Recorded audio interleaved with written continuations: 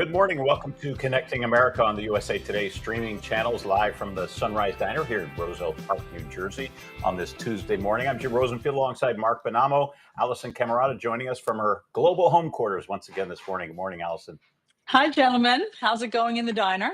It is quiet here so far, but we know that it will pick up as we move into the next hour or so. And there's been a lot going on while most of you have been sleeping overnight. You've been keeping up, Alisyn. We're going to get right to it. We begin Let's do with it. two breaking stories overseas, in fact, overnight. Just 2 hours ago, or just hours ago, I should say, Israeli military telling residents in Gaza City, evacuate now, signaling the military setting up for a major incursion there against Hamas. This is after a ceasefire negotiations mediated by Qatar. They're just stalled at this point, with Israel supporting a U.S.-backed plan, Hamas refusing to agree. In a social media post, the IDF spokesperson telling nearly 1 million residents of Gaza, now Gaza City, to leave immediately and move south to a so-called designated humanitarian area. Residents are reporting there's panic right now. There's a lot of confusion. They've been moved around many times, as we know, during this war. They're unsure exactly where to go. The UN and other aid agencies are warning the evacuation is just going to make an already dire humanitarian situation worse in the south. And as we saw yesterday, Alisyn, when we were coming on the air, a day ago, officials say 2 Palestinian gunmen shot and killed 6 people and wounded 12 in Israel at this bus stop in Jerusalem. And as Yeah. well, Israeli forces struck and destroyed multiple high-rise buildings in Gaza City in the past few days. The number anywhere between, I think I've heard 20 to 50 from Benjamin Netanyahu. So a lot going on in that volatile region. Yeah, Also I mean, breaking obviously the overnight. IDF, as we learned yesterday, sorry, Mark, well, they want to root out where the terrorists were coming from, but the idea that 1 million people can easily evacuate has just proven not to be true. So it's a real problem there today. Yeah, and the question being, what kind of infrastructure is there if you're sending 1 million people to the south in an already a zone of war conflict? There's so much concern about, what will they be going to and what will they encounter if they do evacuate? So a lot of people have to make that difficult decision right now. What else? During the fire of war, that's what tends to happen. That type of chaos is real. Also breaking overnight, the organization leading a humanitarian flotilla to Gaza claims its main ship was struck by a drone while docked at a port in Tunisia. This is video posted on their Instagram account.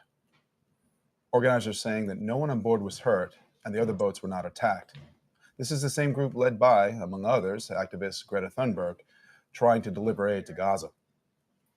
The Tunisian National Guard, though, is saying that there was no drone detected, in fact, and that this crew accidentally set off this explosion when a life vest caught fire. The organizers of the flotilla saying this morning they will continue their mission to try to get aid to Gaza residents. They say this is not going to stop them. We remember another flotilla several months ago, it was forced to turn back. Israel insisting that this blockade is necessary because they need to prevent weapons from being smuggled in from the sea. All right, plenty of renewed talk back here at home about the Epstein files. Yep, it's bubbled up again, Alisyn, after the House Oversight Committee released some of the files turned over to them from Jeffrey Epstein's estate, including the infamous birthday book and flight logs. One of the items released, a sexually suggestive drawing. Here it is, reportedly done by Donald Trump for Epstein's 50th birthday book. The drawing showing that outline of a woman with Donald there written below her waist, and an imagined conversation between Trump and Epstein. The birthday book also contains messages from other people, including former President Clinton. White House spokesperson Caroline Leavitt posting on social media, though, last night that President Trump did not draw the picture and he did not sign it, that's not his signature. President Trump has previously denied writing the note and is, in fact, suing the Wall Street Journal for defamation over reporting on it. The committee got the documents in response to a subpoena that was issued late last month as part of its probe into Epstein. The committee is also trying to get videos or images from security cameras at Epstein's homes to learn more about his activities there. But some lawmakers and survivors are very concerned about the potential impact of releasing sensitive materials such as those videos that potentially show abuse. All of this raising a lot of questions right now from the left and the right, Alisyn, about whether the Trump administration is holding back on releasing more information about Epstein. Yeah, well, they are. I mean, as we know, there's tens of thousands of documents, and President Trump has said, just why do people care about this? Let's make, this should just go away. So obviously people are curious about what else there is. But the interesting thing is the timing of this birthday book. This was a birthday book for Jeffrey Epstein's 50th birthday in 2003. So if this were to be a hoax somehow, I mean, it's in the birthday book from 2003. It would have had to have been a hoax from 2003, where somebody, before President Trump ever said that he wanted to run for office. In other words, this would have gone way back, because here again, that book hasn't been altered.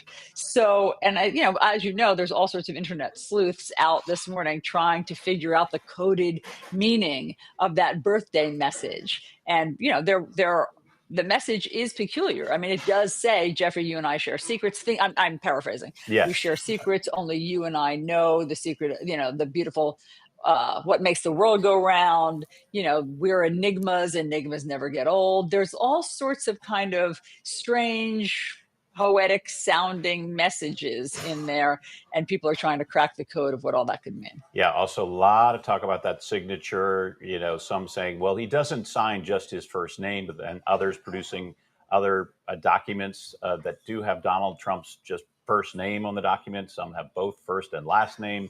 He, of course, is saying that is not my signature. Yeah, I mean, they've matched it to his signature. In other words, there's also the Wall Street Journal has not been cowed by this lawsuit. And, as you said, President Trump is filing a lawsuit against them. And they have this morning done all of this analysis of his signature and of this signature and how basically exactly the same it is. And I think that Donald Trump, signed only his first name to friends. He signed his last name when it was like wishing Hillary Clinton congratulations for winning the Senate, but he signed it to friends with just Donald. So that's why that discrepancy has been explained. All right. Well, we know the administration is celebrating one big win of the week, the Supreme Court lifting restrictions for federal agents to conduct those immigration-related patrols in Los Angeles. And now in Chicago, the Department of Homeland Security said it started promised crackdowns on illegal immigrants in the Windy City. They're dubbing it Operation Midway Blitz. Officials say they're going after undocumented immigrants with criminal records. Meantime, the U.S. has reached a deal with South Korea to send 300 South Korean undocumented workers back home after they were rounded up in an ICE raid on this plant in Georgia last week. All of this as President Trump is promising to send in the National Guard still to Chicago and other cities, maybe New Orleans, he said at one point, calling this all necessary to get violent crime under control in those cities. So much to talk about today. Joining us now to discuss all of this, political strategist Jeanette Hoffman, who works with the Republican Party. Jeanette, thanks for being here this morning. We're going to talk about the planned use of federal forces in Chicago coming up in just a minute. But first, let's go back to the Jeffrey Epstein birthday card. White House still denying that President Trump had anything to do with it. So why not just own up and say, yeah, I wrote that and move on? Well, that's a good question. I don't know the answer to that, Jim. Not sure. It's interesting. I don't think this is going to stop, right? Thousands of documents released in the Epstein files. You heard survivors last week calling for full transparency. Republicans, Democrats, this has become a bipartisan issue. Constituents are calling congressional office. They want full transparency. Thousands of documents have been turned over. You're going to see more of this, and I don't think that it's going to let up anytime soon. I'm not privy to what's happening in the White House or what their rationale is, so I can't really say why they're not owning up to it. But what they have said is that this is not his handwriting. He never wrote this. Yeah, Jeanette, I think you're right. Absolutely. Because even when it goes away for a while, it bubbles back up. There are Democrats who are trying to keep this front of mind. And there are all sorts of Republicans led by basically, Congresswoman Marjorie Taylor Greene and that faction who are keeping it front of mind. Okay, let's talk about what President Trump is doing in terms of sending the National Guard into cities. At the moment, he's only sending them into Democrat-run cities, not even though there are many Republican-run run cities that have a higher crime rate, such as Memphis, Tennessee, St. Louis, Missouri, Birmingham, Alabama. So how are people to make sense of his claim that this is really about, cutting down on crime rather than politics? Well, Allison, he hasn't sent in the National Guard on crime yet. He keeps threatening it. It's been about a month. We don't even know if he's going to do it. And he posted that meme about, I love the smell of deportations in the morning. This is what the Department of War is. All of this stuff, right? And everyone lost their mind. Like, how dare the American president declare war on an American city? All this stuff. This is classic Trump, right? He does these things to provoke the left, and the response immediately from the White House, and I'm going to predict it, is you care more about a meme, which is obviously not serious, than the actual violent crime in the cities, right? That is what the response is going to be. But you notice he sent the National Guard into California, into Los Angeles, to protect federal assets because under the law he was able to do so.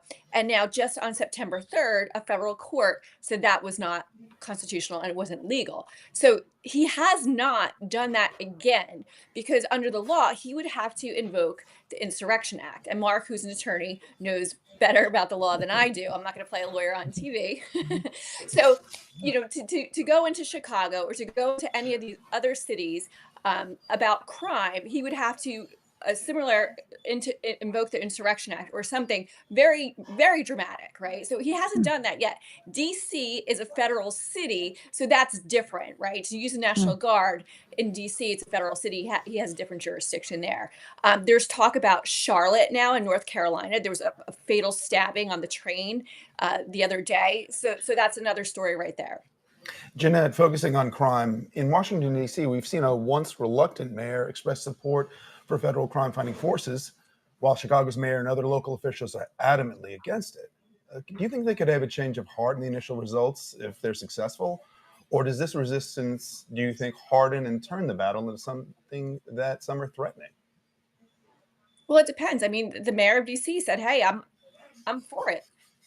Carjackings are down, crime is down. She has been a partner in this whole crime reduction in the city of DC. Now, other mayors, and Alisyn, you pointed out that they are Democratic cities, are very resistant. J.B. Pritzker, the governor of Illinois, potential presidential candidate in the future, is very against it.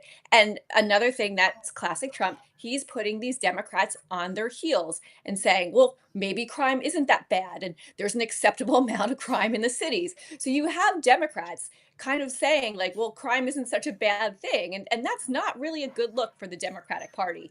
So we'll have to wait and see if he really does deploy these troops, deploy the National Guard to take on crime, or if this is just more, getting Democrats to, look rather weak on crime. At the same time, polls over the summer, a majority of Chicago residents are opposed to these raids, but doesn't this just add more fuel to the Democrats' fire? Yeah, I mean, we've seen over the past several days huge protests in Chicago, saying, abolish ICE, don't come to my city, all of these things. So, I'm not sure if they're eventually going to go into Chicago. We know that there's going to be huge ICE raids and going after illegal immigration and certainly criminals in Chicago. But whether the National Guard will be deployed to crack down on crime, that remains to be seen. All right, Jeanette Hoffman, thanks so much for joining us this morning on Connecting America. And coming up in our next hour here, we're going to hear from liberal commentator Ahmed Baba on his take as ICE and the National Guard could become a regular presence in cities across America. So don't go away. And this brings us to our question of the day. Would you welcome the National Guard in your local area? Yes or no? You can scan that QR code there on your screen and weigh in. So far, a resounding yes right now, but we're going to check on that outcome as we move through the next couple of hours. I'm not sure how big the sample size is yet at this hour. That's 100%, because if that were true, it would be the opposite of what the other national polls are showing this week. The CBS just did a poll that shows that 58% of respondents are against the National Guard in cities. So we'll see how that kind bakes over the breakfast Exactly. hours. Yeah. Exactly. All right. The Supreme Court playing a key role in the second Trump administration on everything from deportations to DOJ-related firings, tariffs, and more. Democrats are complaining the 6-3 conservative majority is always siding with President Trump now, but one of the newest appointees to the bench says, check her record. Justice Amy Coney Barrett recently sat down for an interview with USA Today Supreme Court reporter Maureen Grappi, and we are happy to have Maureen with us this morning. Rare chance to spend an hour with Justice Barrett. So what are some of your big takeaways from your talk with her, your interview? Yeah, you're right. It is very rare to get to have an on-the-record conversation with a Supreme Court justice. And myself and my bureau chief, Susan Page, we got an hour with her. She's promoting her book that's out today, Listening to the Law, in which she is trying to explain to non-lawyers how the Supreme Court works and hopefully try to persuade some Americans that the way the justices make their decision is that they base it on the law, not on their personal preference or on the based on the politics, their politics or the politics of the president who who nominated them. We got a chance to ask her about that, about the public's perception of the court, but also a lot of personal things as well about her adjustment to the court, about what she felt like she's given up. And one thing that struck both of us is that she doesn't say, if you ask her, she's now been on the Supreme Court for nearly 5 years, and you say, do you like your job? She doesn't say yes to that. She says she doesn't regret her choice, but she's also keenly aware of some of the things that she doesn't like about the job, particularly the public scrutiny, the loss of being a public figure, the loss of privacy, the constant security. And at one point in the interview with us, she says all that makes it kind of lonely. So that was an interesting perspective at a time when these justices are getting an extra amount of scrutiny. Maureen, it was fascinating. I mean, as you say, it's rare that we get this window into their thinking, and particularly Amy Coney Barrett, because she's been an enigma, to use the word of the day, basically to so many people. So let's talk about that. That she basically tells you that her decisions are not colored by preferences or politics. But what does her record suggest about that? And in particular, one of the things that I was so struck by was that in interviews, she talks about how her worldview is shaped by being a working mom of 7, including raising a child with Down syndrome, and that does color her questions in some of these court cases and some of her decisions. So I guess it's impossible to divorce your personal life experience from decisions. So how did she square that?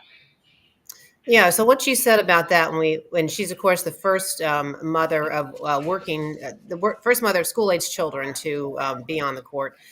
And we asked about what that does, what difference that makes. And she wanted to be very clear that she doesn't think being a mother or being a woman makes a difference in terms of the law, but it does give you a perspective in terms of knowing which questions to ask. And an example of that is in January, the court heard oral arguments in a challenge to a law in Texas that there was a requirement that pornographic websites had to have age verification for users. And one of the issues in that case was, well, are there other alternatives to that would allow parents to block this kind of content for minors that wouldn't have the same First Amendment implications for adults? And during the oral arguments, when the attorney that was challenging the law was trying to make that argument, she immediately interrupted him and said, whoa, whoa, whoa. And she was saying as a mother of 7, she knows how hard it is to actually do that, to keep up with how you can block or filter that content. And so she said, well, that was an example of how her experience helped her know what questions to ask, the way other justices, their own experience. Justice Sonia Sotomayor, for example, she was a trial judge. And so if there are questions, there's a question that involves trial issues that Justice Sotomayor might have an expertise in that area. And she, in this case, knew what questions to ask. You mentioned that her youngest son has Down syndrome. So she's familiar with some of the special education issues that can come up before the court. And she also, in terms of her son, said that she thinks that any parent of special needs, you develop there's some compassion that comes with that, and the way you see people because of that experience. But again, she emphasized that those experiences, being a mother, more help keep her grounded rather than that they affect how she might vote on a particular issue. Huh. Okay, that's really interesting. Yeah, Maureen, thank you for sharing all of this and sharing all of your reporting with us. This was a really fascinating sit down. Thank you. And you know what? One issue that could well wind up in the high court, President Trump's push to promote prayer now in public schools and expand religious freedom in education.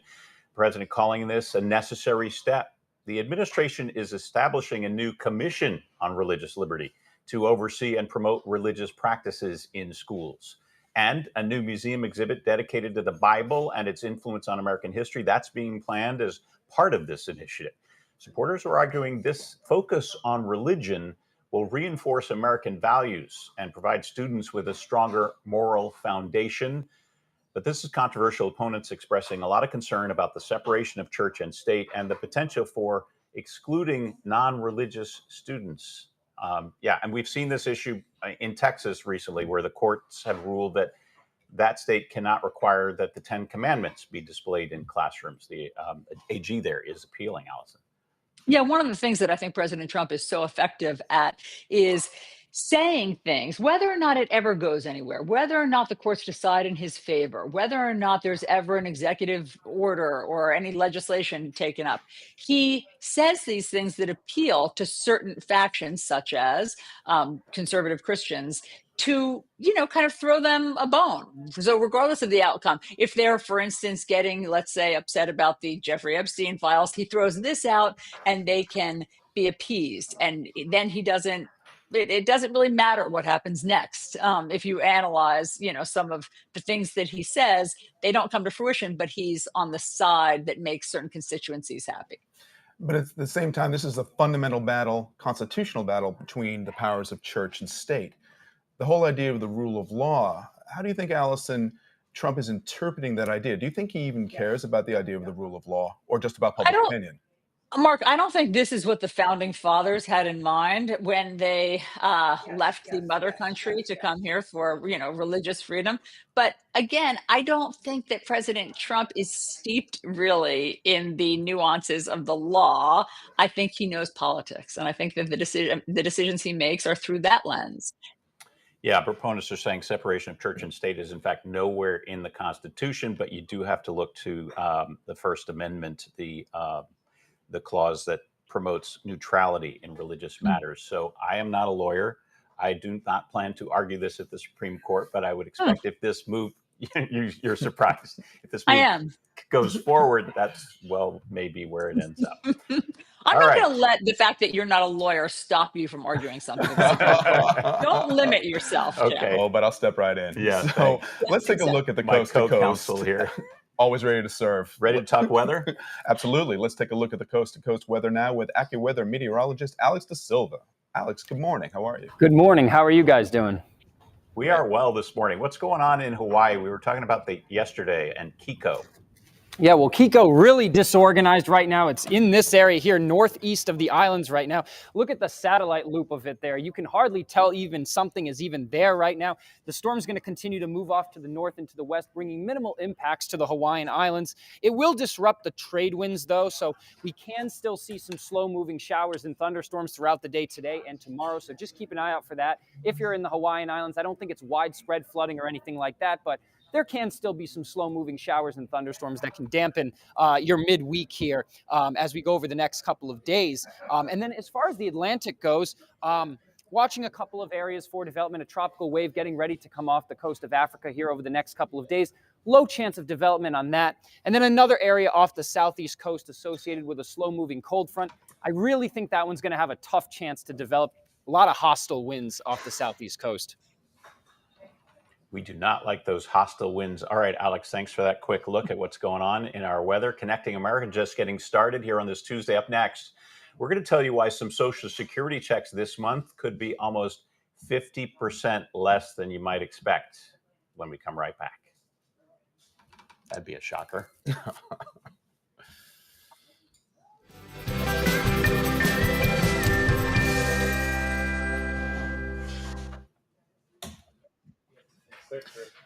In the city of Newark on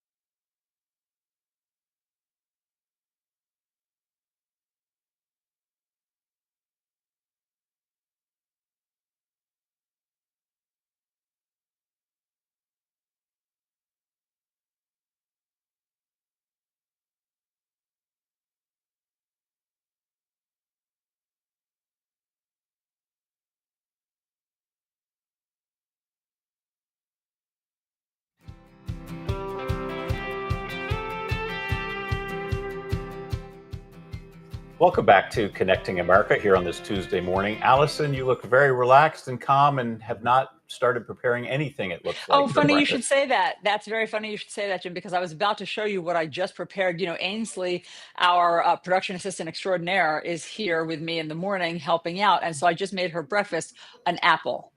That's it?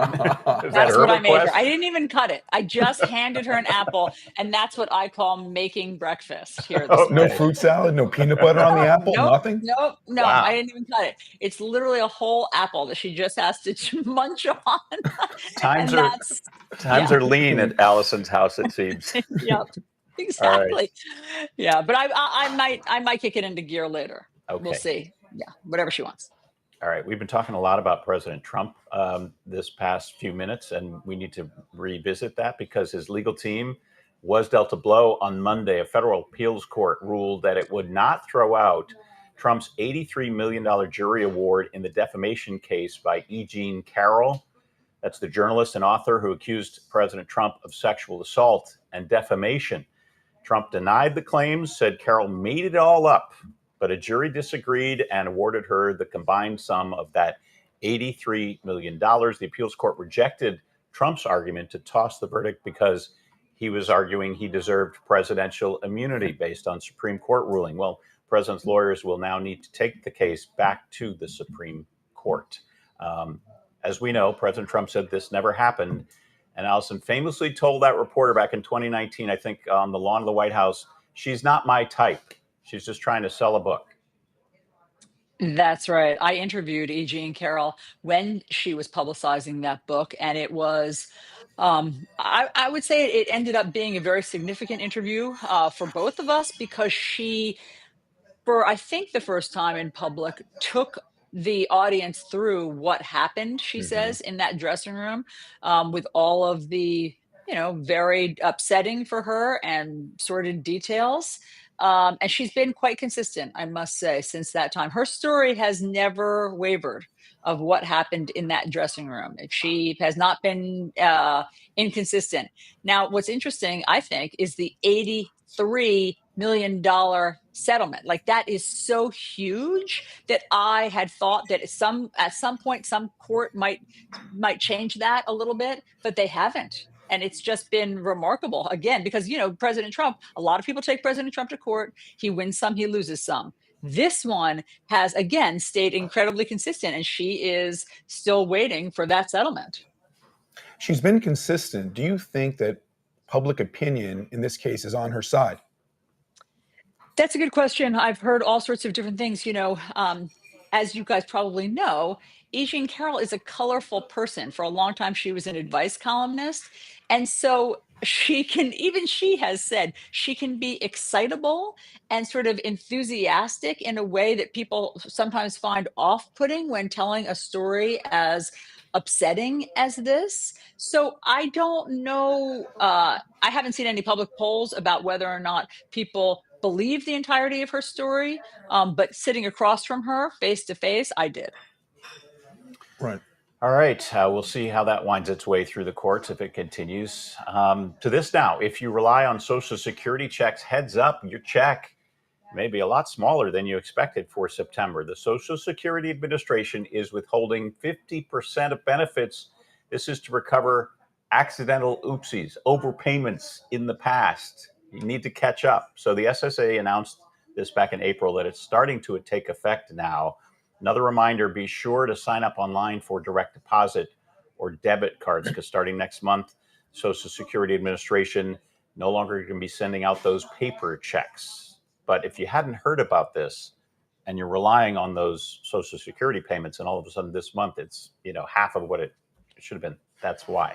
So now Yeah, you know. people are not going to like that. Recipients are going to be very upset. I'm glad that we're warning people because that will be a real rude awakening if you open your check and it's suddenly half what you thought it was. Right, and it's going to continue until you catch up to, or the government catches up to, the overpayment amount, apparently. Yeah. And do you think with less money coming into people's hands that this could have an overall effect on the economy? That's a good question.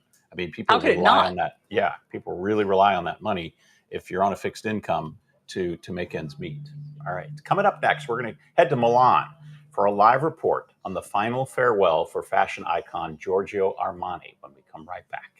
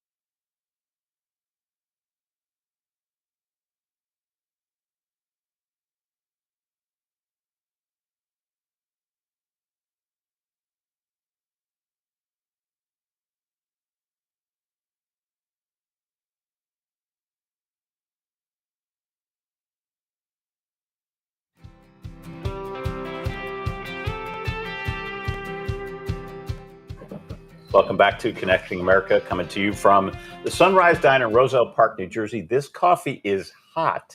I don't know about Ooh. yours at home. No, mine is lukewarm now. I need a You know why? refresher. Because Trish heats the cup, she said. Right. Our That's- waitress extraordinaire here at Sunrise That's great. Diner. Also, I think the problem at my house is I don't have a Trish. So you are Trish. I am Trish. So I need to refresh this. Okay, Hot's got fine. it. As long as it's effective, everything's okay. Hey, we mentioned the Social Security checks and whether this applied to everybody. We want to make this clear. You would have gotten a notice, Alisyn, if your check was going to be any smaller than normal. So this isn't everybody's check, just to be clear on that. Some people, they overpaid and they're going to catch up over a period of time. So okay, good. I not was everybody's confused about that. Good. Okay, so Thanks for there clarifying. you go. Everybody relax. Hopefully it won't happen to you. All right, we want to head overseas now.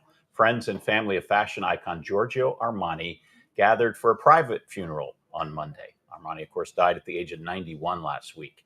He built a global empire for over 5 decades. His tuxedos became a red carpet standard at Hollywood awards ceremonies, but women also loved his minimalist designs that defined luxury fashion. And correspondent Amy Kellogg is joining us now from Milan with more on this send-off for Giorgio Armani. Good morning, Amy. Good morning. An Italian actress actually said if there is a modern woman out there today, it's because Armani created her. So I thought that was a kind of a nice comment. Anyway, the final send-off was yesterday, the funeral. And interestingly enough, Giorgio Armani chose not to be buried in the fashion capital of Milan, but in the province of Piacenza, where he grew up, just south of Milan. And it is known for these sort of gray landscapes, which apparently inspired some of the gray he used in the neutral clothing, the sort of neutral palette that he was famous for. So now that he's been laid to rest, and that's next to his mother, father, and brother, talk is about the future and what will become of this brand, so beloved around the world, but particularly here in Milan. And we saw such an outpouring of grief, really, and sadness and gratitude over the weekend.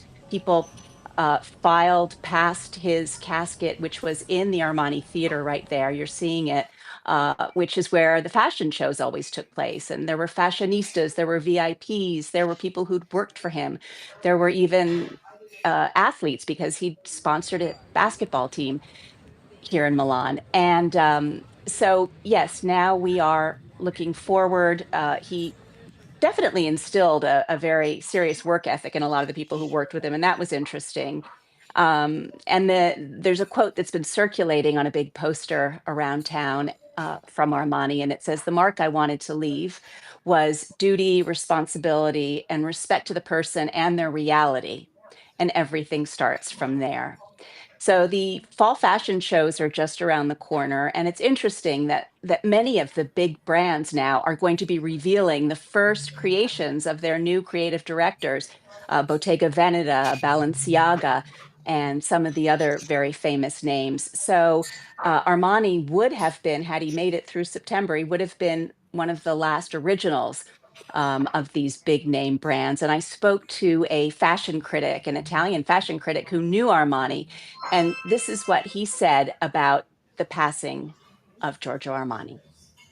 What's really interesting about this end of an era, he was particularly friends with Versace, with Gianni Versace, his brother Santo, and also with Mr. Valentino Garavagni. And these pictures of, you see these designers like talking, in that very Italian way, like with hand gestures and everything. They were like really with a lot of passion. It's something that we lost completely now. It's like designers are all operating in their own bubble, like their respective worlds don't touch each other. They knew they were business rivals, but also they knew that if someone buys something for you, maybe it won't buy that for me, but it's healthy that someone buys Italian, Now the thing is, I feel that now the whole fashion scene is a little bit more impersonal in a way. That at the time it was all very personal and very energetic. And Valentino mentioned there, said of his friend's passing that he never thought of him as a rival. He always thought of him as a friend, and he's mourning the passing of a true friend. Back to you guys. It's so interesting, Amy. I mean, I'm glad that we got that perspective that now they feel more siloed, but back then it used to be more collaborative. I didn't know that. That does sound like a special time. Yeah, it's kind of hard to imagine in the highly competitive world that is fashion that they were all really besties always. But you do get that sense from what Angelo Flacavento said, and when we heard from Valentino, those very moving words about having always considered him a friend. That it appears that it is in fact true, and Armani left a huge mark, not just in terms of wanting to make people look as beautiful as possible, but also he was the first to really turn fashion into a lifestyle with the makeup line, the sunglass lines, and with the hotels, and so he really created a whole world around his brand, and that could be helpful as to the company in the future as times change and people perhaps buy fewer items of clothing because they're trying to be sustainable, there will still be money to be made off of lipsticks and home decor. Amy, I don't know about you, but I didn't have many, if any, Armani pieces because in our business of TV news, neutral is not the catchword. It's jewel tones. So in You our have to career, pop. yeah, you have to pop. So you have to wear jewel tones. So gray neutrals were not what the order of the day was for us, but I recognized that he had these classic staple pieces. Yeah, and it's interesting. Fashion is cyclical. People, of course, dress down more now. There are fewer suits probably being worn. However, his clothing was very comfortable, and it wasn't constricting. And so, as the fashion cycles kind of uh, go forward and come around, that soft suit may be sort of the best segue from a sweatsuit that a lot of people seem to be embracing now. Anyway, fashion is cyclical. We'll see what happens. But there were some very chic people out at that Armani Theater this weekend. And yes, they were all and they were all in black.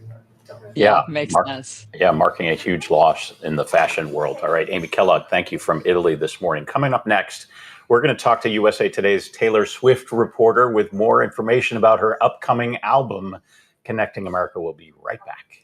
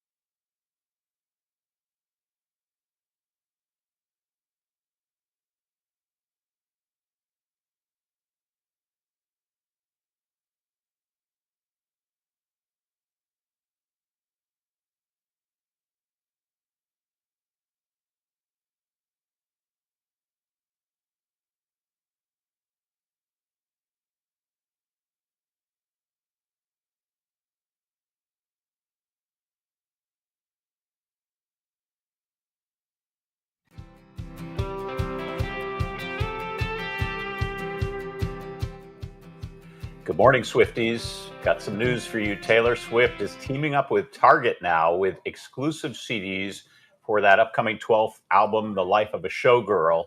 With more on that and other top stories about Taylor, we're joined by USA Today's Taylor Swift reporter, Brian West. Good morning, Brian. Thanks for being here. Give us the details on this Target connection. Good morning, Jim. Hey, Mark. Hi, Alisyn. I actually feel like you this morning because I have a coffee. We're in Rhode Island covering a tourism story, but the news today is all about Target. They are going to have 500 locations across the United States, open at midnight when Life of a Showgirl comes out, where fans can buy a physical copy, 3 different physical copies. It reminds me of the 80s and 90s, you know, when everybody would line up, something that got replaced by the streaming age. But hold on, Mark. Hold on, Brian. Let me understand this. There are 3 different physical copies of her album, meaning different songs on it, or just different pictures? So Taylor has various versions of Life of a Showgirl. She has 7 different variants that are for sale online. But if you order them online and through her company, you'll get it after the release. So you'll only be able to hear if you are on streaming. Target is doing this exclusive partnership with Taylor Swift to where fans can line up at midnight outside the stores and then grab a physical CD if they want it in their car or to listen, you know, at home. But when you say different variants, you mean that there will be different songs on these different CDs or albums? So it's more of a collector. Fans get really excited. When I say 7 variants, it's the same CD, so it's the same 12 songs that we can hear, but the art and the aesthetic is completely different. We have the Sweat and Vanilla Perfume, the It's Rapturous, and It's Frightening. So how you see 2 different pictures there, those would be 2 different variants. I Both the see. green This is Showgirl. brilliant marketing. Once again, change the artwork and you can buy a different CD, but you're going to hear the same music. I mean, it's just amazing how she rolls this out. Hey, you said you're in Rhode Island, right? I'm in Rhode Island Are covering you tourism. checking out the mansion and whether it's getting ready for a wedding there? Is that possibly where it could be? You know, there are all kinds of rumors about that at her mansion, or maybe in Ohio. What are you hearing on that front, if anything? You know, Rhode Island is a small state. You can get from one side to the other in an hour. So I'll be near and around the area talking with local business owners. I'm here at the Margin Street Inn, which is one of the businesses that's been around for a while. Just talking about, you know, Taylor's impact. As far as wedding planning, that's just all gossip and rumors. People really excited. I've been told that right now everybody's in football season, getting excited for Travis Kelce's 13th year. And then also Taylor's excited for this new album that's coming out. Yeah, Brian, I feel like if anybody's going to figure out where the wedding is, it's you. And I think you're an excellent reporter, but you're keeping your cards close to the vest about what you're hearing there. Because, I mean, Rhode Island would be a beautiful place for her to get married. It would make sense. She does have a great mansion there. So, what do you think the chances are? It's definitely a possibility. When I heard about this community possibly hosting something like that, it makes sense. You know, everybody in the community knows each other. It is against the lake. I feel like it would be easier, maybe as far as controlling foot traffic or keeping fans at bay, but we haven't heard anything official when it comes to where the wedding is. One of my favorite questions is after the engagement went out, I was asked on one of the hits, so when is the wedding? Do we have the date? And I was like, it was just announced. But Brian, I know is that orange tie in honor of the Life of a Showgirl sort of color scheme? I did a documentary, The Swift Effect, shoot yesterday at NBC News. And so I packed one tie and was like, I'll do orange. It's kind of fun. It fits the aesthetic of that. And then thought I would do it for you, Jim. Showing off a little orange. Aren't you impressed they even noticed? I am. And here's the thing, too, when it comes to colors. Taylor can announce a new album that goes into a new era with orange. And the impact is, I wouldn't be surprised if a lot of fashion clothing stores start now redesigning their products for new lines to include a lot of orange. That's how impactful she is.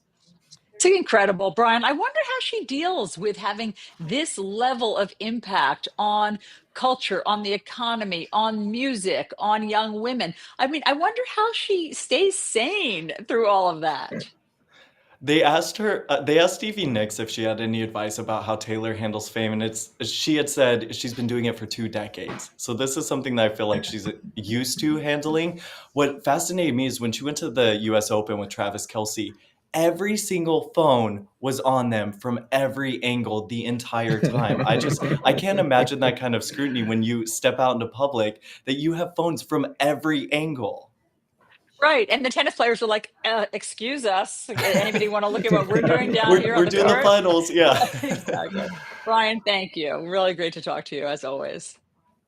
All right, let's talk some football. Monday Night Football, Vikings and Bears. Mark, the Bears really ran out of gas late in the game. Yes, they did. And, we're talking about Taylor and Travis's wedding dreams. There are also sports dreams. And Viking quarterback J.J. McCarthy certainly realized his victory over the Minnesota Vikings, over the Chicago Bears on Monday night, a stunning comeback. He was responsible for 3 touchdowns in the fourth quarter.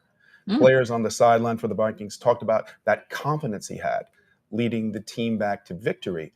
And for him, it's even a more special moment because J.J. McCarthy grew up in the Chicagoland area, grew up in LaGrange Park. So he's had these dreams growing up always of leading his team to victory at Soldier Field. And those moments realized, he said, this is a surreal moment for me. He got emotional, right? Absolutely. Afterwards. Yeah. How could he not? Yeah. His boyhood dreams were actually realized. But then again, there's other things going on in the NFL. We saw the Buffalo Bills were in a situation where they had a stunning comeback victory over the Baltimore Ravens the night before.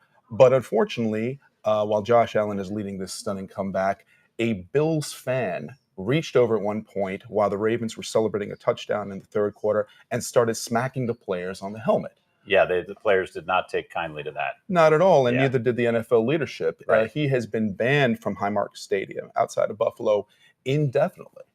And, this speaks to the idea of these players go on this national stage. They want to think they just want to play the game. They don't want to think about their personal security.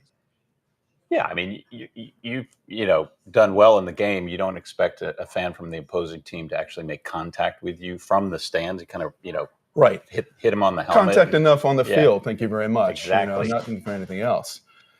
So, as we go on in the NFL season, it's going to be really interesting to see these matchups. Will the Vikings as well, a team that's never won the Super Bowl, can J.J. McCarthy in this exciting debut, 22 years old, can he lead them ultimately to the promised land and a Super Bowl victory? All right. I don't know, Kenny. Oh, go ahead. Sorry. What are the odds of that, Mark? Look, hope springs eternal. When you're a Buffalo Bills fan or a Minnesota Vikings fan, you never expect to win. But one day, yes, miracles can happen. True. I like Makes that. for a Keep good hopeful. storyline. Yeah. But all right. Hey, if you'd like to connect with us or follow and find us on social media, we are all over the place. There are our handles, whether it be Instagram, TikTok, Facebook, and also the Best of Connecting America is also available every day wherever you get your podcasts. You can listen to our melodious voices there. Just type in Connecting America in the search bar. We'll be back at the top of the hour, and as the diner hopefully fills up, we're going to try to talk to some folks who are coming here for breakfast this morning. We'll be right back.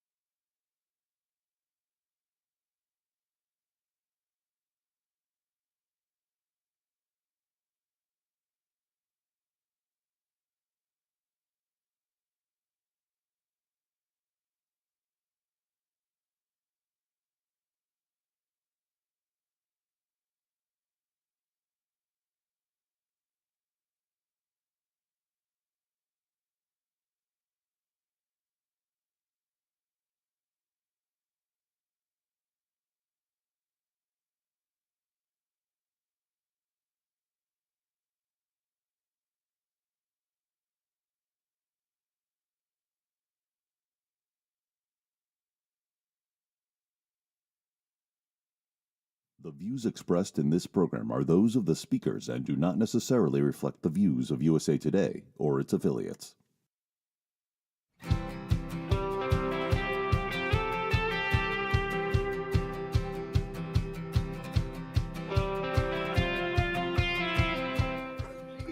Good morning and welcome back to Connecting America. I'm Jim Rosenfield alongside Mark Bonamo. Alisyn, what are you cooking up there in the kitchen? It's breakfast time. It's breakfast time here. I've decided to do something very virtuous because I had a huge bowl of pasta for dinner and lunch yesterday. So 2 different bowls of pasta. So this morning I'm having fruit and cottage cheese and walnuts. Oh, very good. Sounds Yeah. very healthy. I don't know. Yeah. Why don't you live a little bit? Pasta for breakfast. Why not? Right. You're right. Well, why didn't I think of that? I could do it 3 times in one day, but I decided to just scale it back a You look hair. so excited about being healthy this morning. I mean, I think it's good to start the day off right so that then I'm a little bit more motivated. After my big bowl of pasta lunch yesterday, I was like, oh, I'm not working out. Now I'm just going to rest. Yeah, take a nap. All right, let's check on what's going on around our world. Just hours ago, Israel's military told residents in Gaza City to evacuate, signaling the military is setting up for a major incursion there against Hamas. It comes after ceasefire negotiations mediated by Qatar remain stalled, with Israel supporting a U.S.-backed plan and Hamas refusing once again to agree. In a social media post, the IDF spokesperson told nearly 1 million residents of Gaza City, leave immediately, move south to a designated humanitarian area. Residents in Gaza City are reporting panic, a lot of confusion. So many of them have already been displaced multiple times. Now they're not sure exactly where to go and what they'll encounter. The UN and other aid agencies are warning the evacuation is just going to make an already dire humanitarian situation worse in the south in Gaza. This latest move also comes a day after officials say 2 Palestinian gunmen shot and killed 6 people and wounded 12 others at a bus station or a bus stop in Jerusalem.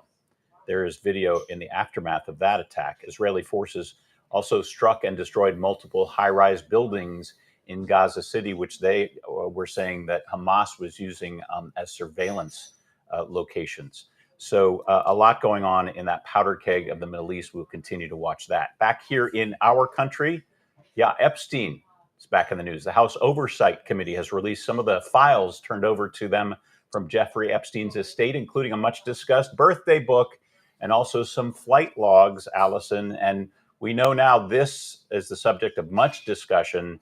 This sexually suggestive drawing reportedly done by Donald Trump for Epstein's so-called birthday book. This was back when he was turning 50 years old.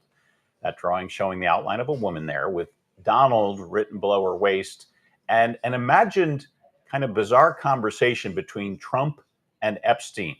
And that birthday book, by the way, also contains messages from other people. The White House spokesperson, Caroline Leavitt, posted on social media last night, President Trump did not draw the picture and he did not sign it. The president himself has previously denied writing the note and is suing the Wall Street Journal for defamation over reporting on it. The committee got the documents in response to a subpoena issued in late August. This was part of its probe into Epstein, also seeking videos now or images from security cameras at Epstein's homes, trying to gain some insight into exactly what went on in those locations. As we know, some lawmakers and survivors, they're concerned about the potential release of sensitive materials, including those videos that might show actual abuse. And all of this raising more questions from the left and the right, including the MAGA right, about whether the Trump administration is holding back on releasing more information about Epstein. Of course, during the campaign, the president, Alisyn, promising to get to the bottom of it. Yeah, it's really interesting to see the actual card in the birthday book.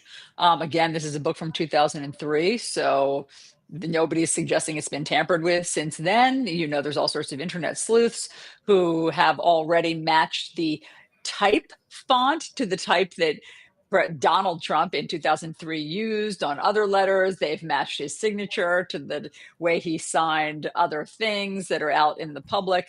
So, but above and apart from whatever Donald Trump's involvement was, I think that one of the things that so many people want to know from the Epstein files are who were the other powerful people in this orbit, who else can be implicated?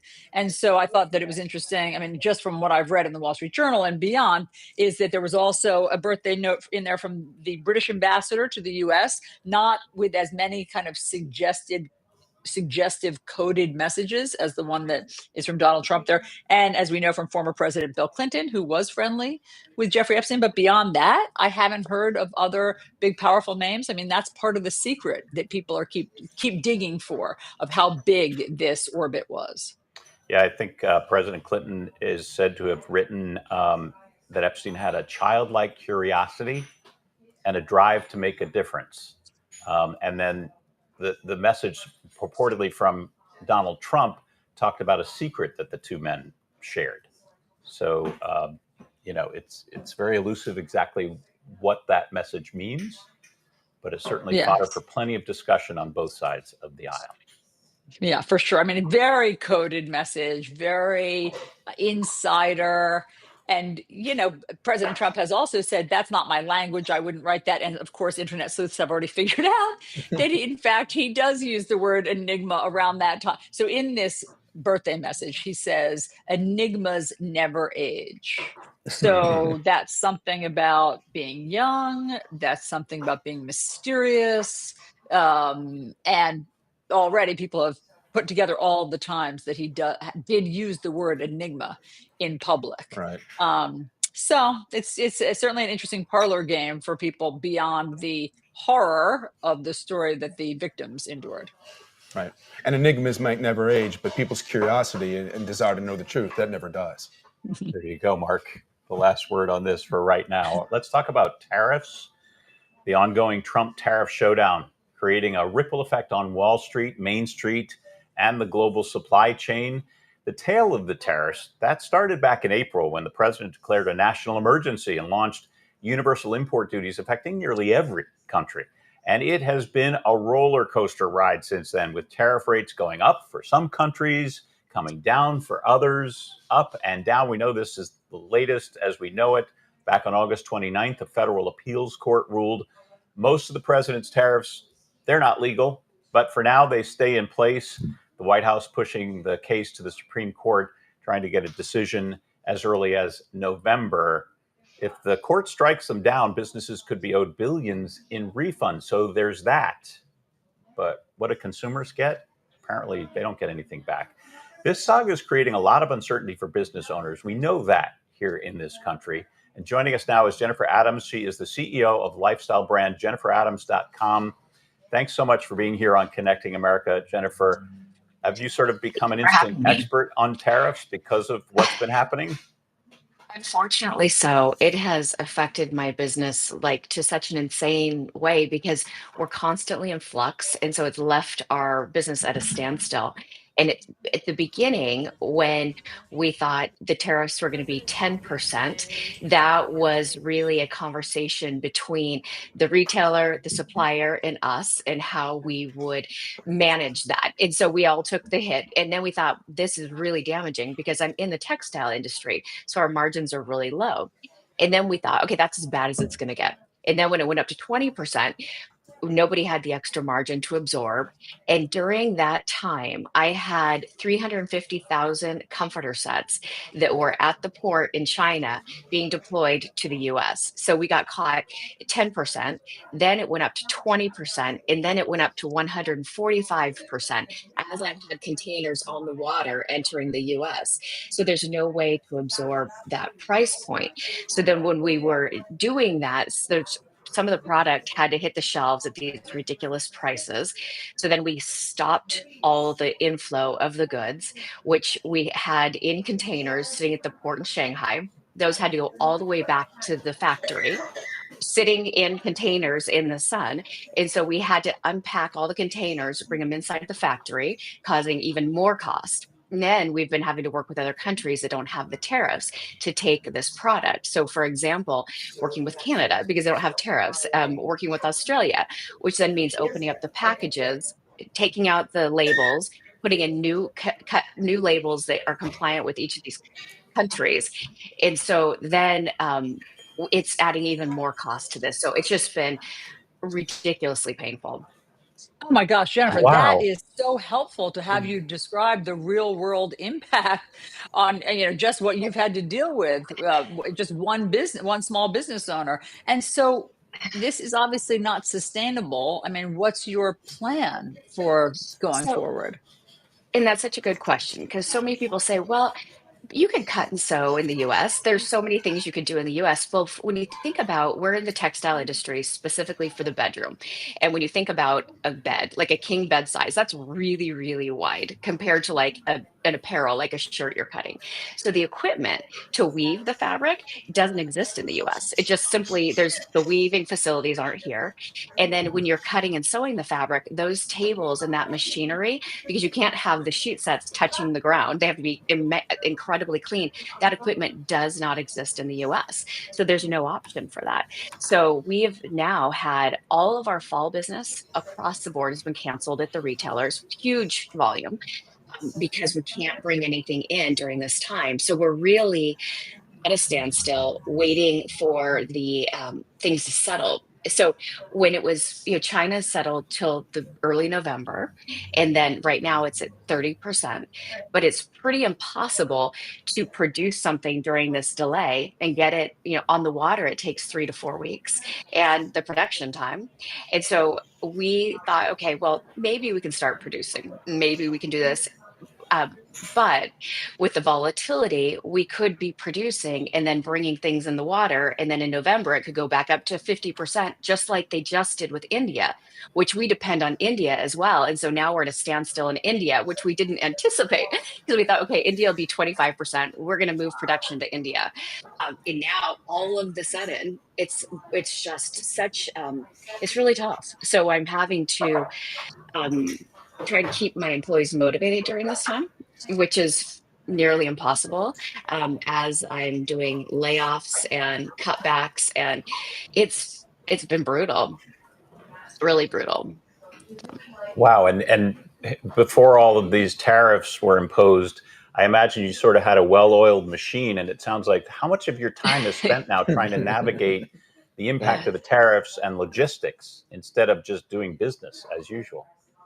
It's we're really it's all of it. It's all consuming because yeah, I had a like I'm so grateful. I started from nothing, like cleaning houses, as you guys know, to being an entrepreneur and growing a global brand with product everywhere and really large scale business to now nothing. And when you're in the product development business, you work a couple years in advance. So all of my work for my employees, that's a sunk cost that we've spent over the past 2 years.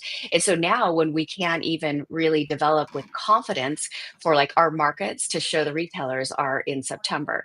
So we're showing up. We've worked all summer long to develop new product from various countries because we don't know what country we'll be able to ship from. And we don't know if we're earning all this R&D and sampling and everything for good or for not. So really the state of my business right now, it's really it's to say it's scary is an understatement at this moment. But yeah, I'm spending all my time, all my conversations with the banks, with the retailers, with my employees. It's all around tariff instability because there's nothing we can count on right now.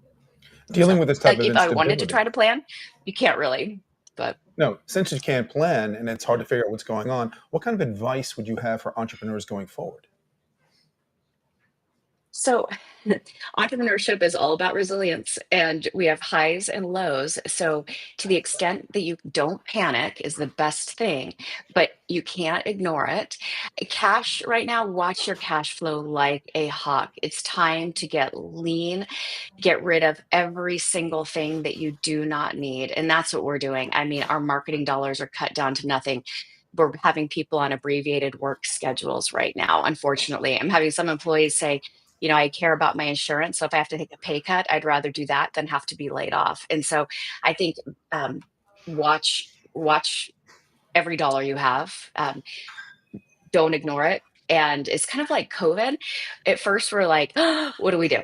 And then the ones who survived were the ones that said, okay, this is our new go forward. This is the reality. So this is our reality. So don't have your head buried in the sand. And this will stabilize at some point, but it is our reality right now. Wow, Jennifer, we're just so impressed. You have such an incredibly good attitude through this. We can only imagine Thanks. how difficult it is. I mean, are you, in terms of your own mood, are you struggling through this? Yes, I mean, so many sleepless nights and like a pit in my stomach all the time. It's been really an emotional roller coaster. And the thing that's the hardest is just like as it pertains to my people, my employees with families, and this has also had a bullwhip effect across our entire supply chain. So you think about in the US, there's so many people that depend on the function of my business to maintain their businesses. So our warehouses, our logistics, the trucks that are used to getting business from us. So many third parties that are being affected and so many families. So our overseas like China and India, they're definitely getting affected, but I'll tell you it's affecting the US citizens so much right now. All right, Jennifer, I hope that's an emotional support dog we see in the corner of your screen because it sounds That's like you need it right now. I Thank do. you. I've got Oliver and Jax back there. All right. Right. They're my Nice. buddies. Thank Thanks you. for thanks for sharing all of that, Jennifer. Wow, guys, that really brings it home for all of us listening. That just the ripple effect of what these decisions that are being made in the White House have on small businesses and then their employees and then their families. That was really well described by Jennifer. You have to be nimble to say the least, and in Right. in a magnified kind of way right now. What she was describing about talking to other countries and trying to figure out where she could actually manufacture her goods if it's not in China or in one of these countries that have tariffs that are too hard for her to sustain the business model. That's just an amazing task to undertake. Right. There's so much uncertainty already baked into entrepreneurship. Trying to figure out how to go forward can't be easy. Yeah. All right. At Connecting America, as you know, we are all about giving people a place to express their opinions, whatever they are. We respect civil conversations. We don't like to scream and yell here. And we found an organization that has a similar mission. It's called Search for Common Ground, a nonprofit that extends its reach actually around the world. And today we have the U.S. Executive Director, Neelan Parker, joining us. Welcome, Neelan. We're so happy you're here. We are all about creating that safe space to talk about tough issues, listen to other opinions. You're pursuing this around the world. In fact, with people and nations that don't trust each other, maybe even despise each other. How do you begin to create that environment where you can at least talk to one another civilly? Yeah. Well, first of all, let me just say I'm thrilled to be here because we do have this shared mission. And there are lots of different ways to come at this issue. But the first piece is the same in almost every country, whether it's a country at war or a country that has people that are angry with each other, trying to get it to figure out where to go. It always starts with listening and with a conversation. It can't end there, but it always begins with that starting place. So what you're doing here, having conversations civilly and bringing people together across differences around news, is very similar to the mission that we share working around the world. And of course, we're working in contexts like Afghanistan, Myanmar, countries where people have gone through real violence and sometimes over decades in the Middle East. And we're asking people to build a different kind of future. And when they do that, they start with these same talking points, these same sort of like, let's come together. And the way that we find is most useful is to think about, where do you want to go? Not where have we been, but what are you trying to build? And to have that shared context. And sometimes it's so hard to think about the politics of it, that it's much more effective to think about just the community and coming together.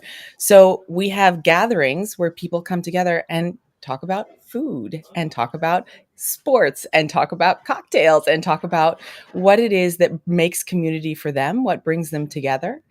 And then you can start to ease into some of the stickier conversations.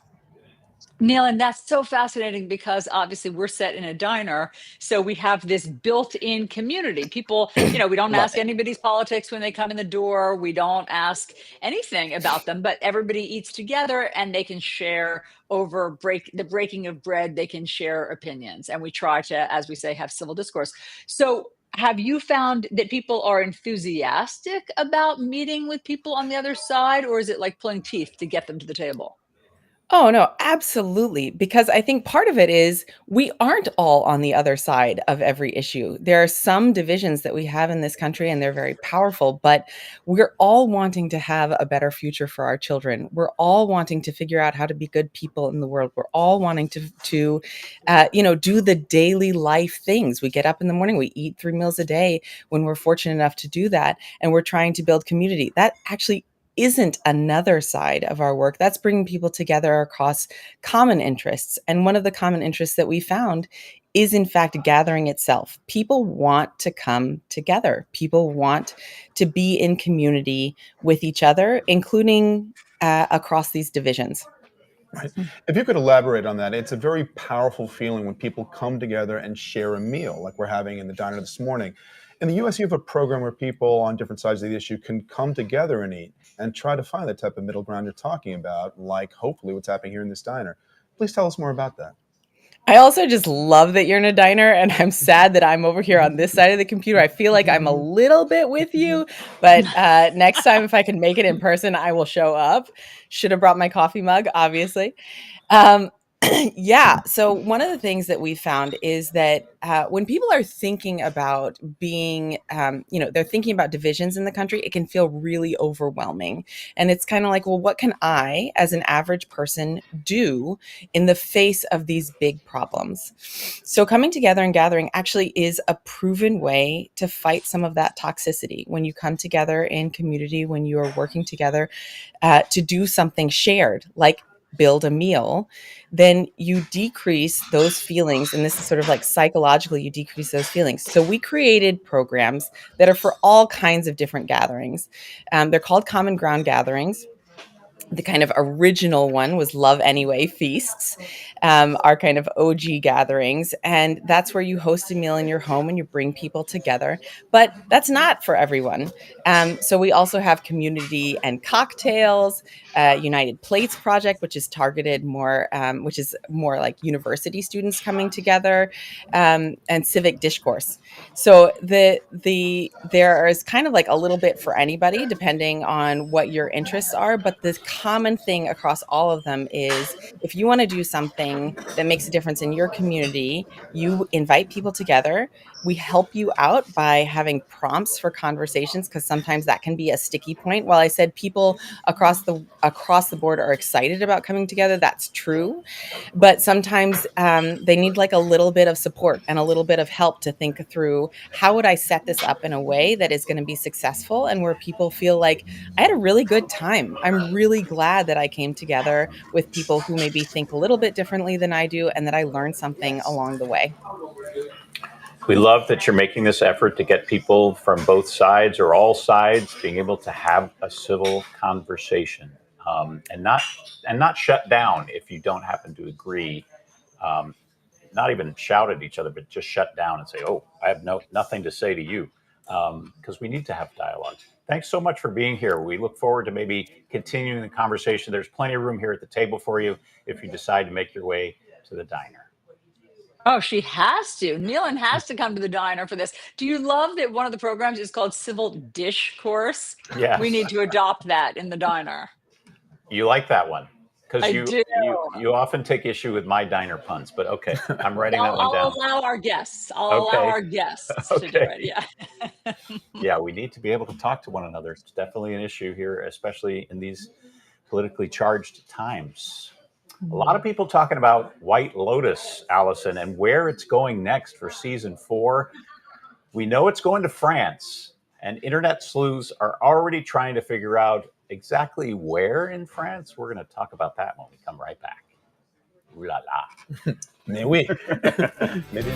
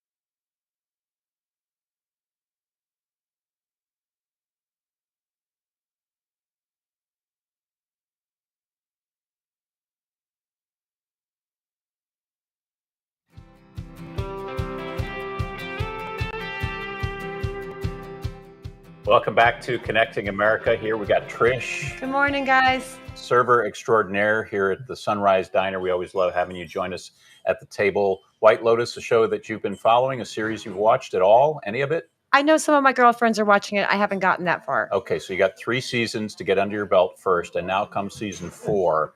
Big news, fans of White Lotus, get ready. 4th season is reportedly heading to France. As we know, every season's been set in a hotel, a Four Seasons hotel, in fact, that they give another name for the show. But season 3, last season, was in Thailand, and internet sleuths are guessing which Four Seasons hotel will host this next season. Will it be in Paris, the French Riviera, the French Alps? So there are four seasons there. Yeah. I've got the answer. What is it? Really? It's obviously going to be in the Alps. They've already done all these tropical locales set against the Mediterranean Sea or the Pacific Ocean in Hawaii or whatever. Obviously, they need some intrigue on a ski slope. It's going to be like a cozy ski lodge with fire crackling and murder happening. I'm so sure it's going to be the Alps. That you heard it here first. But wait, the water has been such a key component in each season. Right. Think about that. So I go with I go with the Riviera. Right. If it ain't broke, don't fix it. Right. It's like a character in each season. It is a character, and lotuses, that's the right plural, do grow in water, and it is called White Lotus. So you make a kind of good point. But then Mike White, the director, said that he's sick of the crashing waves as B-roll. He was like, I want to get away from the crashing waves and B-roll. So again, I'm back to the Alps. Okay. And Trish, if you could go to any one of these locations, season 1 was Italy, right? No, Hawaii. Wait. Hawaii, then Italy, then Thailand last season, and we're going to France. Which country would you? I mean, I'm visit? Italian, but I'd probably go to Thailand to visit my cousin Amanda, who runs a dog sanctuary called Wagging Tails. Of course, because for Trish, animals. Of course you would. But but Trish, hold on. How have you not seen White Lotus? It's so juicy. I'm still waiting for them to bring back the OA. That was a show worth them bringing back. Is that right? But you need to be able to embrace new content. Yeah, too, I just finished The Penguin. Okay. Okay. Right. How was it? It was actually really sad. Like, you didn't think you'd care about him, but you did. I care about who's going to be in this cast. What do you think, Alisyn? Okay, so there's often a holdover. So far, there's been a holdover. Okay, so who would be the holdover from that cast? Maybe the hot guy. Of course, you vote for the hot guy. Parker Posey was such a standout, in the last season. I would love to see her come back, but you never know. That's a good suggestion. Or somebody from that odious family. The Parker Posey odious family where they were all just money and success driven and they were all like popping pills because they were so miserable. Maybe they need another go around, even one of the kids. All right, we'll have to wait and see. I'm sure there's going to be plenty of speculation, and then they announce, obviously, who the cast is and the exact location. Can't wait to see where that's going to be. And maybe you'll start watching. Yeah, I'm catching up on Wednesday now, but then after Wednesday. Okay. Yeah. All okay, right. fair. All right, we'll be right back. I love Wednesday. I haven't rewatching watched the current season 1. Am I good? Because I have food in the window. Go. All right, thanks a lot. Gotta work. Bring back the OA.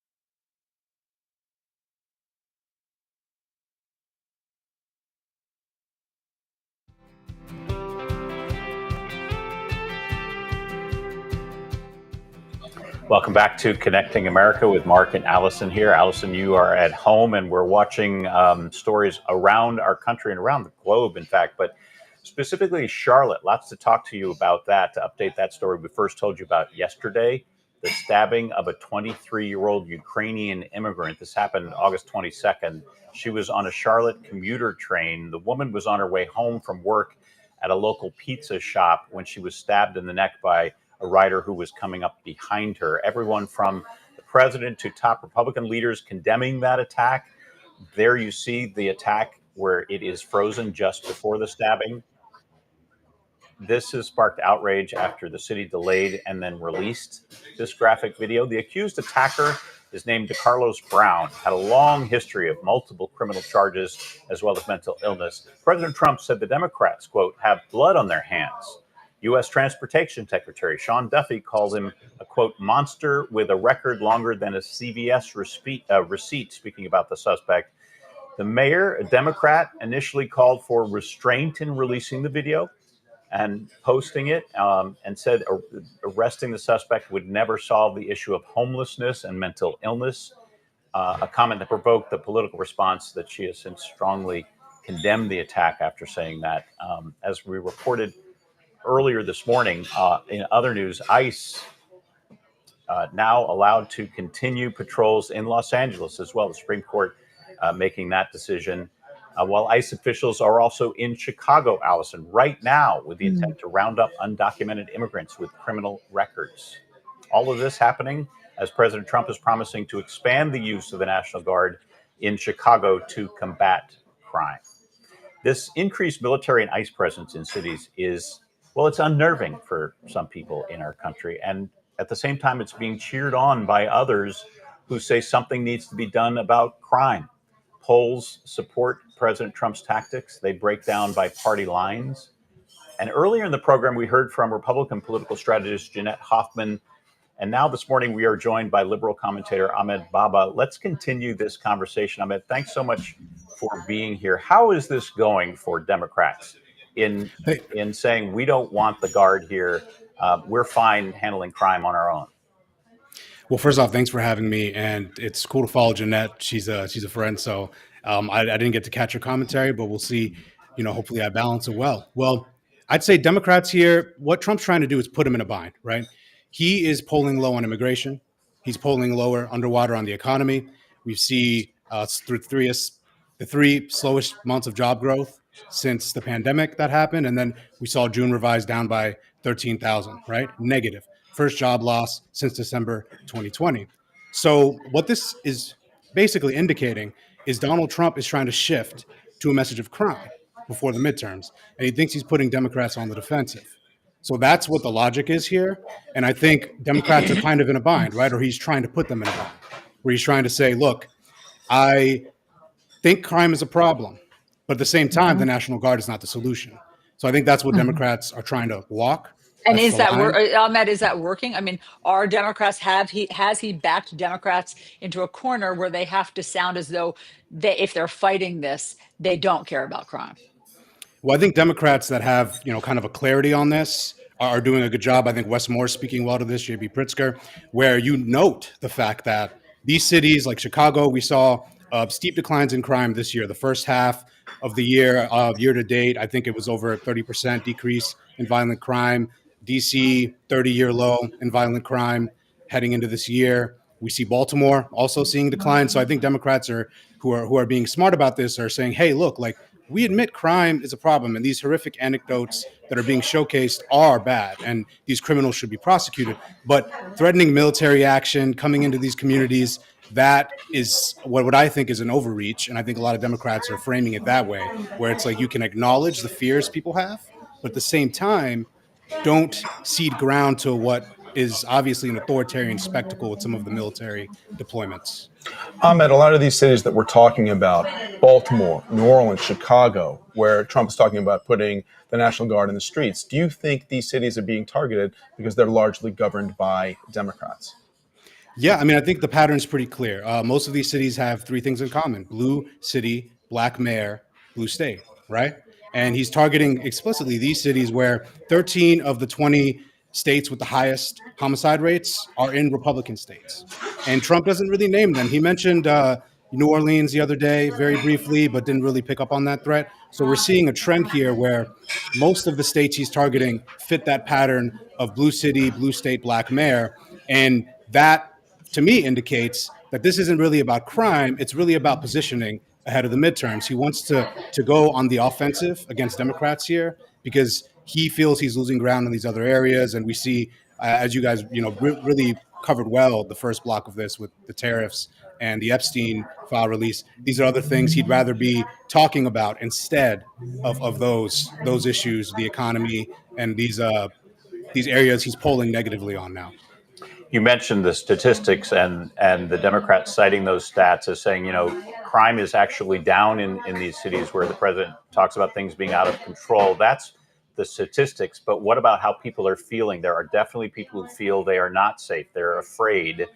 So you have that sort of disconnect between what the stats show and how people actually feel about crime. If you're in the Oval Office, you're the Democrat in the Oval Office, what would you do instead to try to get a handle on violent crime in some of these cities? Yeah, I mean, I think there's a balance. I think just kind of trying to strike fear in these communities, militarizing the streets, and then essentially deploying ICE to do these patrols to inflict more fear. That's a short-term Band-Aid, right? Like you see decreases in DC crime because obviously if there's military on the streets, there's going to be less people out in the middle of the night committing crimes. But, if I'm a Democrat in office, I'm focused on real solutions, right? Like in DC, he was trying to talk about juvenile crime and Black teens specifically. Community engagement, programs that keep these young people engaged and grow. In Baltimore, they've invested in some of that. We see some localities that are doing this where you're talking about actually doing preventative measures, where you're doing community engagement, community policing. I think also can build trust. I'm in Brooklyn, and when you go around, you see that the police fit the demographic profile of the specific neighborhoods.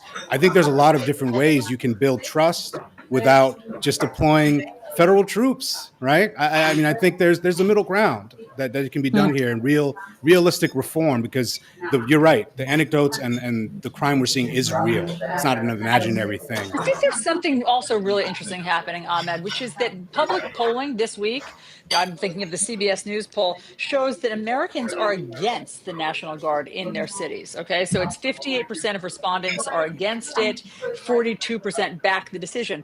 And it's almost as though something has changed in the White House. Well, let me ask you, why aren't they paying attention to public polling? Why does it feel as though that doesn't matter to them anymore? Well, one thing the Trump administration does that I think Democrats should probably do more of is they don't focus as much on where people are at right now. They focus on where they're trying to move them.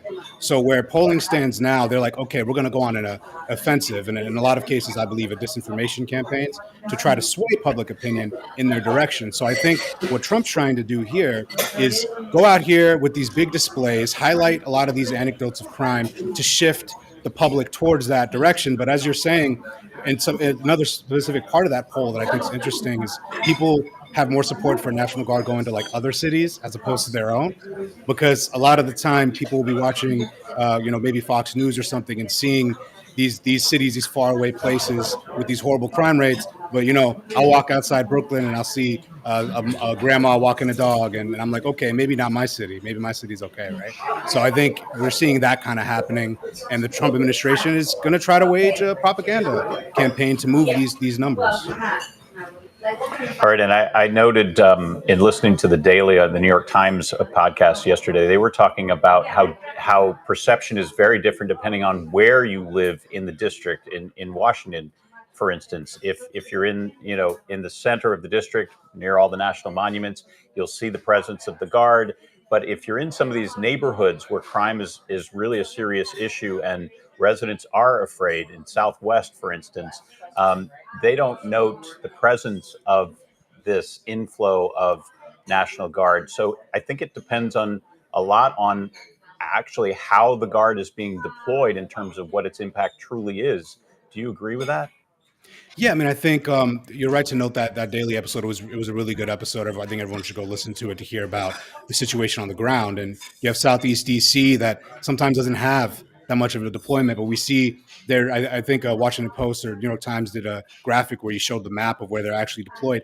They're in these affluent areas a lot of the time. They're, standing around picking up trash in a lot of areas. Like it's really about where you deploy them. Like if this is really about crime, you'd want to deploy to these high crime areas almost exclusively. You wouldn't want to be sweeping these other areas. And what we see, it's kind of a double pronged strategy where they are then locking down some of these higher net worth areas, and then just like picking up Door Dashers that are on the way to drop food off to these areas and doubling as an immigration enforcement. So what I think is on the ground, it depends where you deploy them. But really, for me, I think most people don't want the National Guard coming down. They want local law enforcement to deal with it. They want the community and the policemen that they trust and that they know to be in their community and not have, which is also illegal under the Posse Comitatus Act, to have the military doing direct civilian law enforcement. So I think it's a multi-pronged approach the Trump admin is trying to issue here. And I just hope cooler heads prevail. And, they're doing these ICE raids in Chicago, but I hope it does not become an effort to do a prolonged occupation, because it's not as legally justified as it would be under the Home Rule Act in DC, for example. Yeah, obviously that's a big question, major question, whether he can do this legally in other cities outside of the district. Ahmed, thanks so much for being here. We appreciate it. And this brings us to our question of the day. Would you welcome the National Guard in your local area? Yes or no? And right now, no is in the lead there at 62%. But you can scan that QR code on your screen and you can weigh in and let us know how you feel about the deployment of the National Guard potentially to where you live. And when we come right back, we will hopefully visit with some diners here and talk about other news of the day. We'll be right back.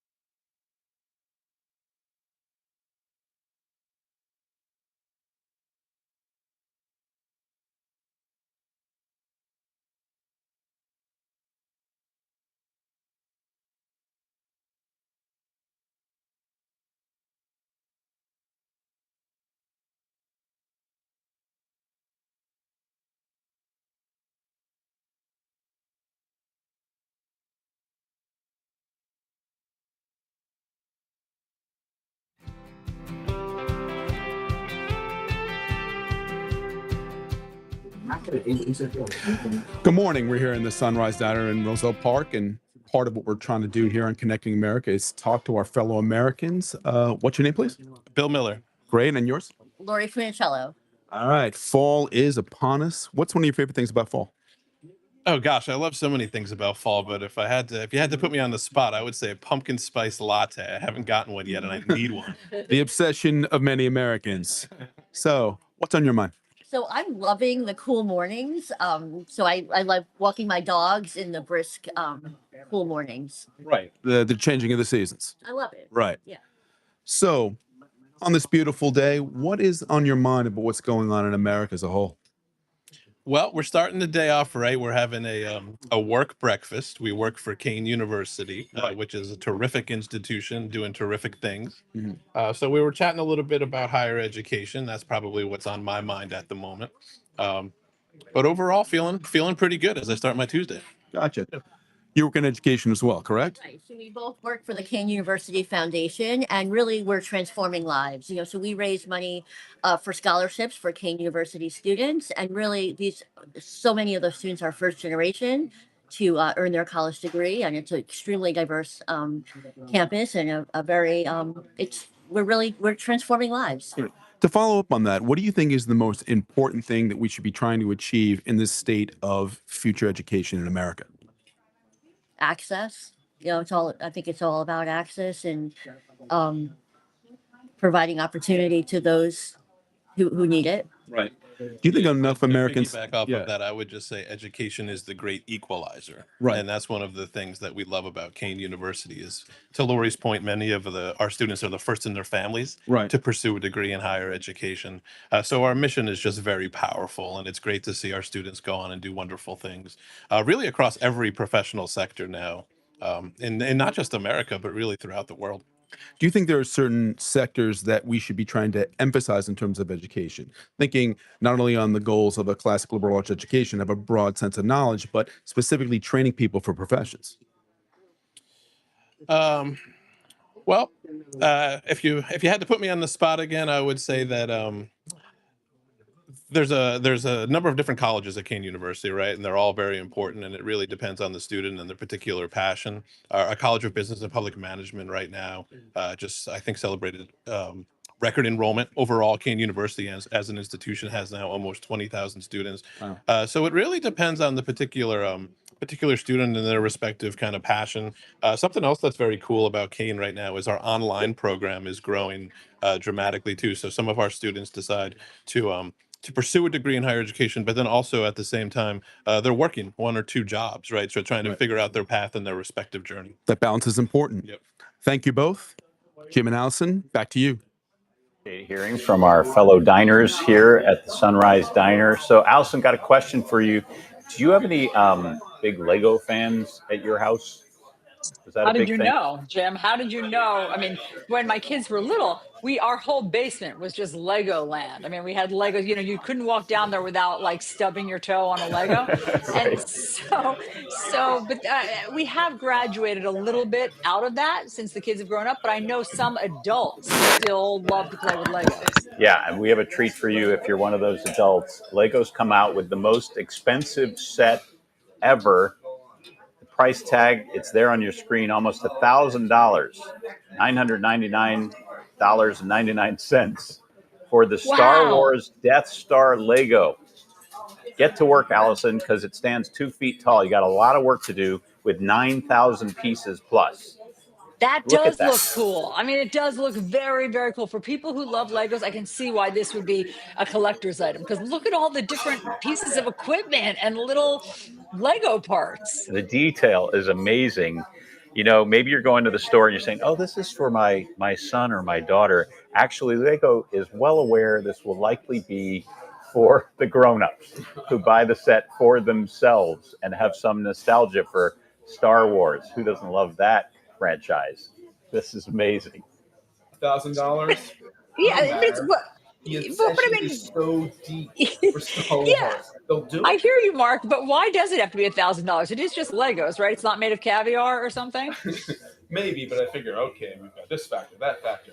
How many stormtroopers do you want? There's Darth Vader. There's the Death Star. Again, all feeding into the obsession. And it's fascinating how the company has just evolved over the years, and it's such a mainstay in terms of what our kids love to do. I mean, Lego. I mean, it's been around since I was a kid, and for my kids too. And they love some of these new iterations and these complicated uh, Lego sets that they have to put together. So, all right, you got $1,000 to spend on Lego. Have at it. Yes. And you're going to, by the way, all those little pieces that look so great on the shelf, Right. you are going to be stepping on lightsabers for years to come with all Yeah. those little pieces. Find them Just in your couch. warning. Don't get them stuck in your vacuum, because that'll be another Right. repair bill. All right, let's check out our national diner of the day. How about it? Travel back in time to the 50s. You can slide into the Sunliner Diner in the Gulf Shores of Alabama. It's retro themed. You see right there, modeled after a train dining car. They dish up hand-spun milkshakes. Love that. Breakfast all day and collector cars to match.